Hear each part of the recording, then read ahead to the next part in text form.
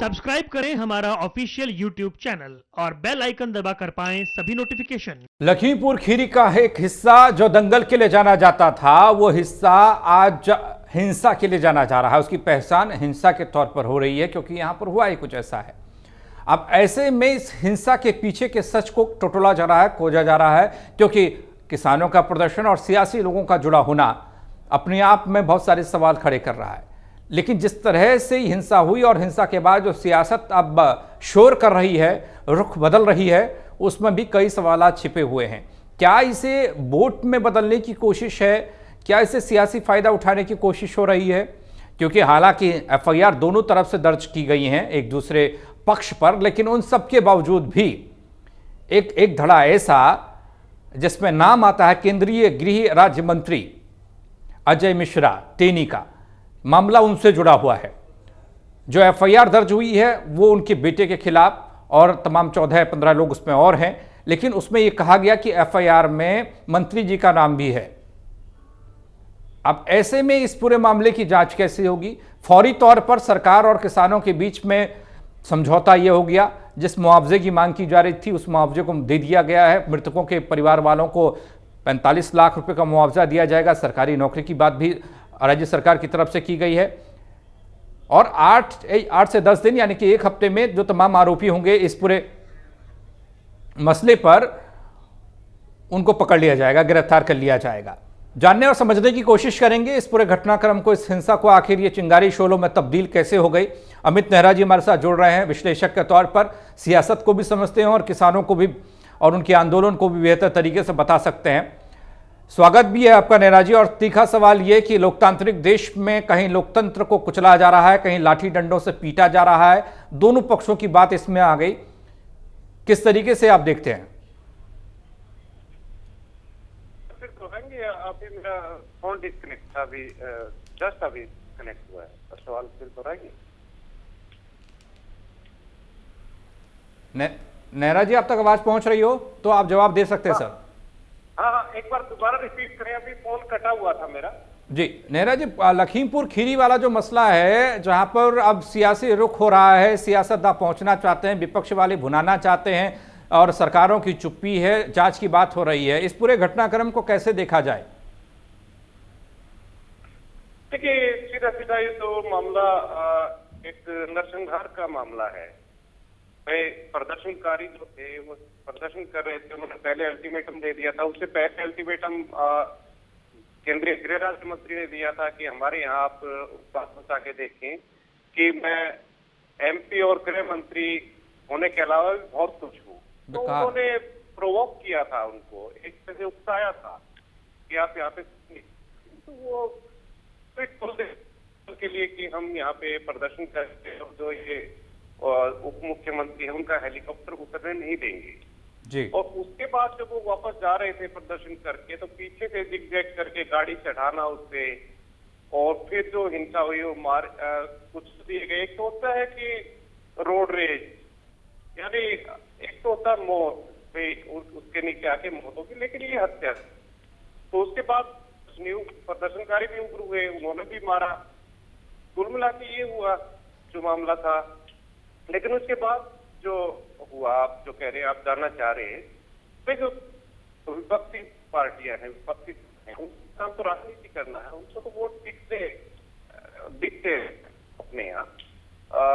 अगर मैं जिक्र करूं तो 2002-3 में एक दुलीला कांड हुआ था झज्जर के पास, आपको ध्यान हो तो, उसमें 5 जो अनुसूचित जाति के लोगों की निर्मम तरीके से हत्या कर दी गई थी गौ तस्कर होने के आरोप में जी। तो मामला इतना गरमाया नहीं था, लेकिन अचानक ही बादशाहपुर में एक पीड़ित था, मौत हुई थी,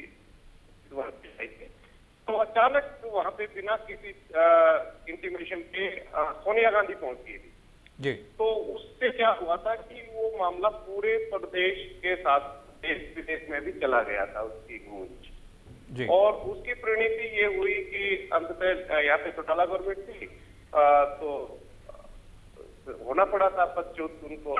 इसी तरह मिर्जपुर आप देख लीजिए, कोहाना में जो दलितों की बस्ती में आग लगाई थी, तो वहां पे भी विपक्ष पहुंचा था।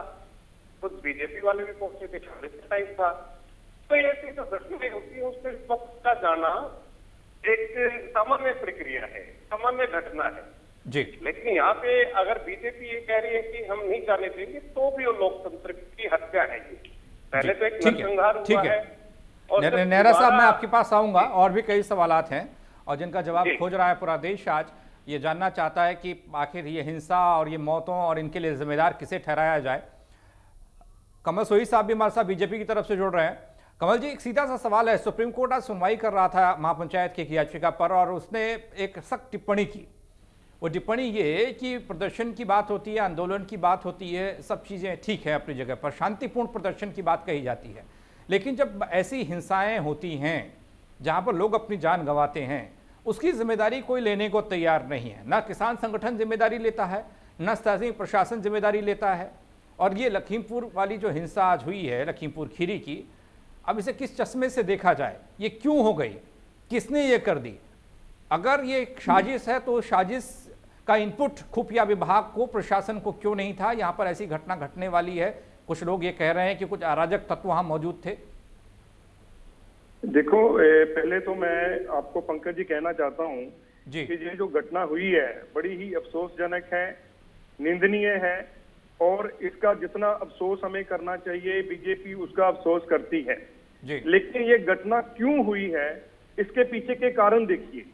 ये जो पॉलिटिकल पार्टीज हैं, इन्होंने इस आंदोलन को एक तमाशा बना के रख दिया। इन्होंने अपने अपने अपने कारतून बेच के इसमें इन्होंने एंटी सोशल एलिमेंट घुसा के रख दिए। अब देखिए, एक इंसिडेंट हुआ जिसमें कोई गाड़ी के नीचे कोई आगे किसान, अब वो गाड़ी के नीचे आ गए, तो ये कोई भी हिंदुस्तान में जो सोच नहीं सकता कि जानबूझ के किया होगा, जब उन लोगों को पता है कि इतनी सारी मॉब, इतने सारे किसान वहां पे खड़े हैं। अब जब गाड़ी के नीचे आ गए तो उन अराजक तत्वों ने क्या किया, उन्होंने उनको बाहर निकाल के 4 के वर्करों को वहां पे मारा गया जी। एक ड्राइवर को मारा गया, एक जर्नलिस्ट को मारा गया। नहीं, अब उसकी जिम्मेवारी कितनी भीड़ का आपको अंदाजा है? आपको खबर मिली है कितनी भीड़ थी जिनका आप जिक्र कर रहे हैं बार बार? कितने लोग होंगे वो? देखिए, जो हमें जानकारी है 500-700 के आसपास तो लोग नजर आ ही रहे हैं वहां पे। हजारों की भीड़ भी देखी है ना इस देश ने? नहीं देखी, 10,000 की भीड़ भी देखी है ना इस देश ने? नहीं देखिए पंकज जी, लेकिन ईंट पत्थर तक नहीं उठा सर। नहीं, वही तो मैं कह रहा हूं, कोई ना कोई अराजक तत्व उसमें थे जो ये काम करना चाहते थे। जी, मैं आपके पास आ रहा हूं, आप अपनी बात को पूरा कीजिएगा। लेकिन बार बार देखिए, कोरोना से मौत हुई, मुआवजा ठीक, कहीं बाढ़ आ गई, बाढ़ से मौत हो जाती है, खेत खलियान उजड़ जाता है, उस पर भी मुआवजा दे दिया जाता है। अब कोई नेता किसी पर गाड़ी चढ़ा देता है या गाड़ी चढ़ जाती है, उसके बावजूद भी एक मोटी सी रकम मुआवजे की हो जाती है, मुआवजे का मरहम लगा दिया जाता है। क्या ये जानते हैं हम लोग कि असल स्थिति तक नहीं पहुंचना चाहते हम लोग? इस तरीके से मुआवजा देकर बस खत्म करिए मामले को, कुछ तर्क देकर खत्म कर दीजिए मामले को। जी, इसमें कोई तर्क देने वाली बात नहीं है जी। ये हिंदुस्तान के 9 लोगों की लाशों का सवाल है, इसमें क्या तर्क हम देंगे? आप कह रहे हो कि कोई गाड़ी चढ़ा के मार देता है, जब तक आपको कंफर्मेशन नहीं आ जाती, जुडिशियल प्रोब नहीं हो जाती, हम ये स्टेटमेंट क्यों देते हैं? ये स्टेटमेंट देने से हम लोगों को भड़काने का काम करते हैं। अब जितनी पॉलिटिकल पार्टीज हैं सेम ये स्टेटमेंट दे रही है कि ये कुछ गाड़ी चढ़ा के मार दिया, पहले प्रोब तो होने दीजिए। नहीं, आपकी जानकारी का सोर्स क्या है कमल जी, कि आप ये बोल रहे हैं कि अराजक तत्व तो वहां पर मौजूद थे, उन लोगों ने इस तरह की घटना का अंजाम दिया? आपका वो कौन सा सोर्स है? क्यों, मेरा सोर्स ये है कि कोई भी किसान, कोई भी जो हमारा देश का अन्नदाता ऐसा कृत्य नहीं कर सकता जी। वो अन्नदाता जमीनों में मेहनत मशक्कत करके अपनी रोटी कमाता है। और दूसरी बात मेरी सुन लीजिए, जब संयुक्त किसान मोर्चा का जो चेयरमैन है टिकैत, उसने बैठ के यहाँ पे एक एडीजीपी लॉ एंड ऑर्डर के साथ वहां बैठ के एक कोई उनके बीच रेजुलेशन हुआ है, और जो भी जिनकी भी हत्या वहां पे हुई है, जो भी मरे हैं, उनको 45 लाख रुपया कंपनसेशन, 10 लाख रुपया इंजर्ड को कंपनसेशन दिया गया है। जी। अब देखिए, और एफआईआर दर्ज कर ली गई है जी। प्राइमा फेसिया एफआईआर दर्ज कर ली गई है। पंकज जी, देश जी। में डेमोक्रेसी का राज है, डंडा तंत्र नहीं है कि जी। आपको अगर कोई इंसिडेंट हो जाता है तो किसी को फांसी पे नहीं चढ़ा देते। हम तालिबान लोग नहीं है पंकज जी। जी। और इसलिए कमल जी, मैं नेहरा जी के पास जाऊं, एक और छोटा सा सवाल मेरा है। आपने बहुत अच्छी बात बताई कि इस देश का किसान ऐसा हो ही नहीं सकता है, वो लाठी डंडे नहीं उठाएगा, उसके हाथ में तो वो औजार रहते हैं जिससे वो अन्न उगाता है। लेकिन हम ये दूसरे चश्मे से देखते हैं तो उस शख्स को भी देखा जाता है जो मौजूदा वक्त में केंद्रीय मंत्री हो, उसका एक 26 सितंबर का एक बयान सामने आ रहा हो जिसमें वो कहता है एक सांसद ही नहीं, एक मंत्री नहीं, मैं और भी बहुत कुछ हूं, मेरे इलाके में कुछ करके दिखाइए। तो उसमें शक ये होता है कि कुछ भी करके दिखाइए, उकसाने वाला, धमकाने वाला, धमकी देने में, करने में कितना फर्क है सर? देखिए पंकज जी, मैं वही आपको बोल रहा हूँ, जिस शख्स ने ये बोला है उसके खिलाफ आप कानून का तरीका अपनाइए। अगर उसने ये बोला एफआईआर में नाम है सर, एफआईआर में नाम है, खबर आ चुकी है, बाप बेटे दोनों का नाम है सर। फिर नाम है तो ठीक है ना, कानून है ना। आप खुद ही कह रहे थे अभी कि सुप्रीम कोर्ट ने ये संज्ञान लिया हुआ है। हिंदुस्तान, भगवान के बाद तो हिंदुस्तान में सुप्रीम कोर्ट ही है। अगर सुप्रीम कोर्ट की बात भी हम लोग नहीं मानते, 1.5 साल से कानून रद्द पड़े हैं, कानून लागू नहीं कहीं हुए हैं, फिर भी ये पॉलिटिकल पार्टियां अपना रोना रंडी लेके, क्योंकि इनको कहीं और कुछ मिलता नहीं है, ये लेके बैठ जाती है कि हमने ये कर लो, वो कर लो। अभी किसानों की लाशों के ऊपर क्यों राजनीति कर रहे हो? शर्म करो कुछ, ये पॉलिटिकल पार्टी वालों।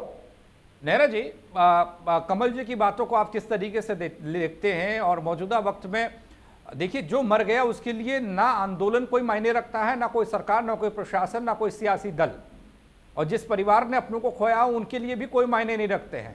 हाँ, एक थोड़ा सा सहारा, ये रकम जरूर हो जाएगी जो दी जा रही है, लेकिन बंदा तो चला गया।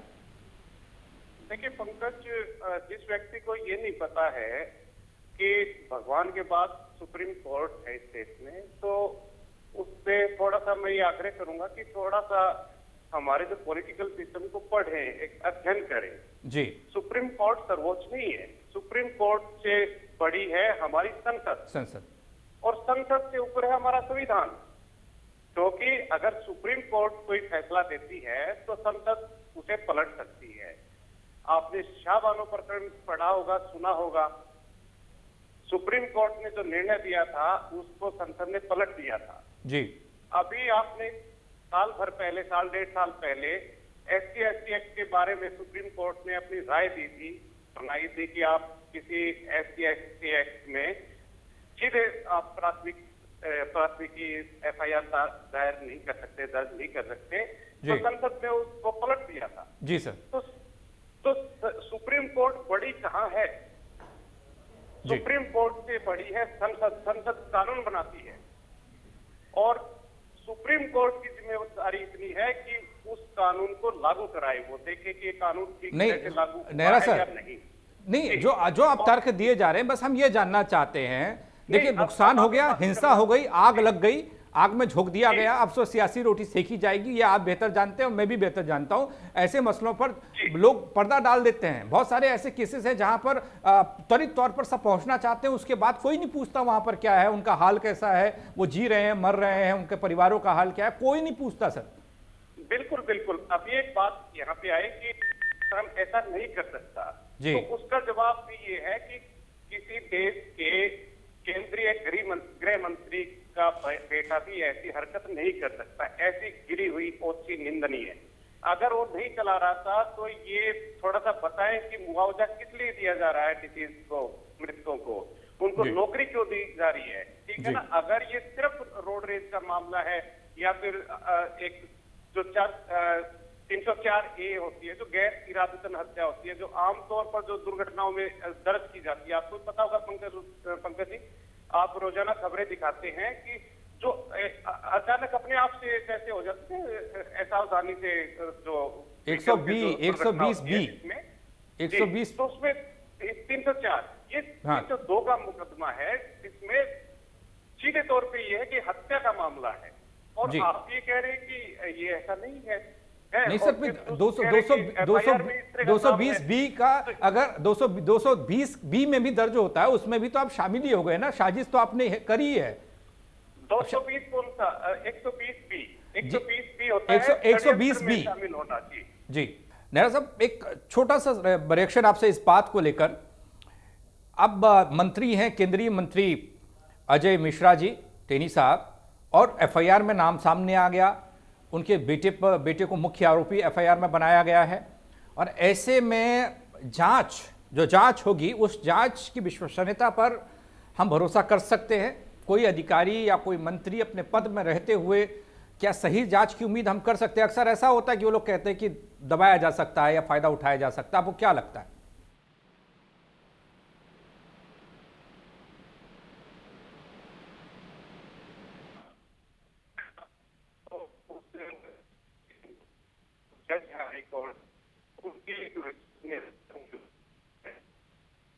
अधिकारी हैं, जो कर्मचारी हैं,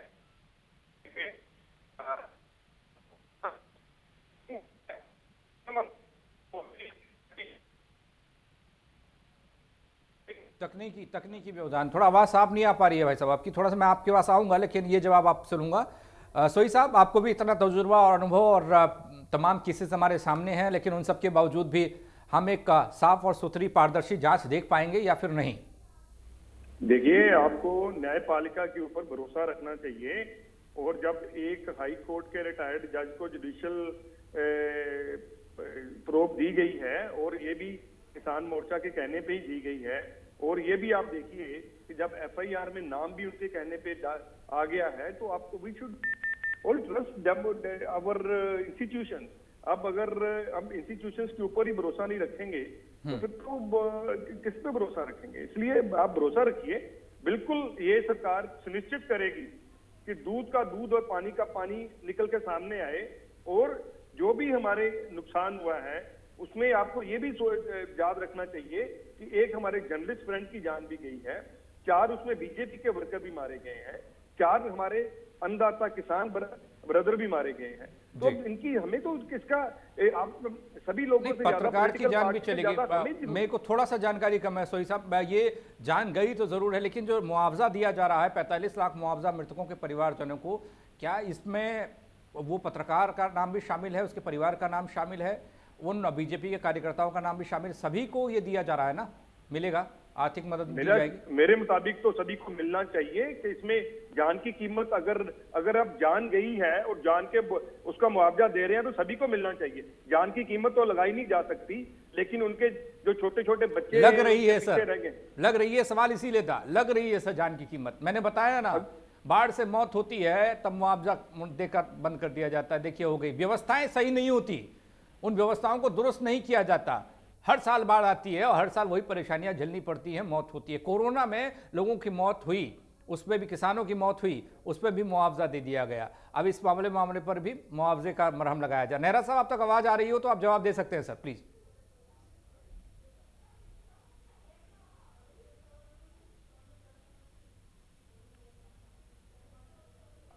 अमित नेहरा जी, आप तक आवाज पहुंच रही है? चलिए, तकनीकी व्यवधान है, आवाज नहीं पहुंच पा रही है। बहुत शुक्रिया आप दोनों मेहमानों का हमारे साथ जुड़ने के लिए। उम्मीद यही करते हैं कि ये सवाल पीछे है, लखीमपुर हिंसा का दोषी कौन, ये हमारे सबके सामने आए और इसमें पारदर्शी जांच हो, जिस जांच पर भरोसा हो सभी को कि हाँ वाकई में इस जांच में पक्षपात नहीं हुआ है। क्योंकि जब नाम किसी सत्तासीन का आता है तो उस वक्त जांच जब होने की बात होती है तो शक होना पहले ही शुरू हो जाता है। और इस पूरे मामले पर भी नाम एक केंद्रीय मंत्री का आ रहा है, उनके बेटे को मुख्य आरोपी बनाया गया है एफआईआर में, जिसकी गाड़ी से यह हादसा हुआ या फिर कुचला गया, ये तो जांच के बाद ही साफ हो पाएगा। तो जांच का इंतजार करना होगा। बड़ी बहस में फिलहाल इतना ही, बाकी खबरों के लिए बने रहिए एमएच प्राइम के साथ।